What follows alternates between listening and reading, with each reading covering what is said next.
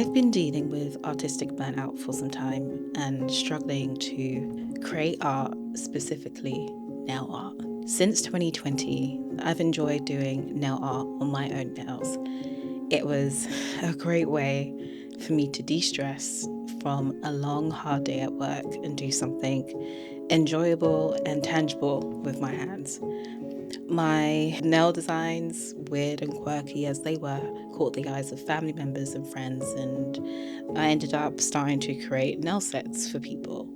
But I soon started to put pressure, unnecessary pressure, on myself to make better, perfect, stellar designs. Designs that not only I would like, but other people would like also. And that expectation was way too much. And as someone with an anxious personality type, it was just too much for my little small head. And it kind of just got to the point where the need to be perfect started to stop me from creating nail art, the thing I used to once enjoy. So in an attempt to rejig my brain and get out of this creative slump that I found myself in, I've been doing a few things that I think will help me reignite my passion to create nail art, even if those things are way out of my comfort zone. So yeah, let's get into it. The first thing is indulging in different forms of art. One of the things I think probably propelled my burnout has been constantly looking at nail art for inspo.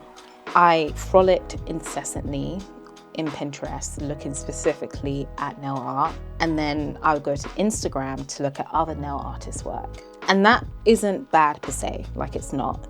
It's more that I relied on Pinterest and Instagram way too much that I ended up creating the same nail art I was seeing everywhere. It was genuinely stunting my creativity, like on a bad level. So instead, I decided to take a break and enjoy other forms of art outside of my interest in nail art. And for me, that has meant enjoying things like artworks, books, fiction and non-fiction, music, even just kind of getting down to the nitty-gritty, enjoying the cinematography of films. Because of that, it started to spark just these like new ideas of designs that I would like to try out on my nails for next time. Designs that I had never thought of before and personally had never seen anywhere as nail art. And it was all because I had cultivated this flurry of different interests based on the different art I had been exposed to.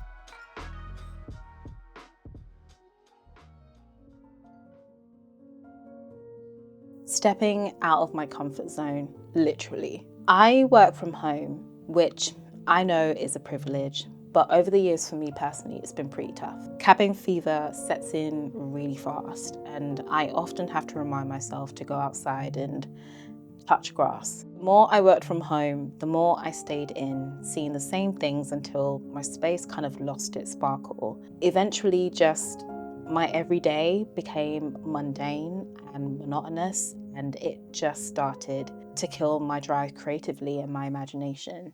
I've recently had to make a real conscious effort to leave the house and get outside. If it wasn't to see like my local countryside, which is absolutely beautiful, it's to go for shopping trips or to do work in a cafe, visit my favorite bookstore, or just spend a weekend away from home. The more I went out, the more I was exposing myself to new environments, new scenes, seeing different people, and striking up new conversations and interactions I wouldn't normally have if I was at home. I think I just hadn't realized how much working from home had impacted me in different aspects of my life, even in my creativity.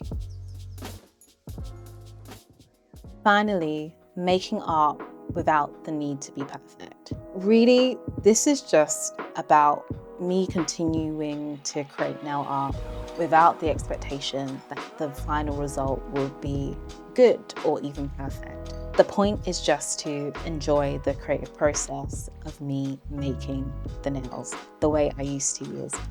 It is still hard sometimes to stop myself from thinking that every design needs to be perfect or every nail set needs to have no mistakes.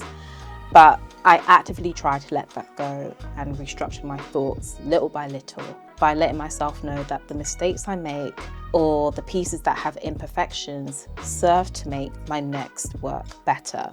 There's this really great book by Bells and Orland called Art and Fear, and they mention in a part of the book that the seed for your next work lies embedded in the imperfections of your current piece. So I guess it's always best to lean into the imperfections of your art because you don't know how special the next art piece will be. And I guess it sounds like it's just all part of the creative journey anyways. You need the imperfections in order to make your next work. So why not lean into that?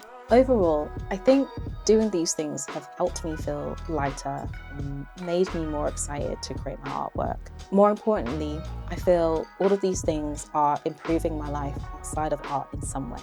Like I have a pep in my step, I want to try new things and have added new hobbies to my repertoire as well, like changed up my Spotify playlist or doing junk journaling.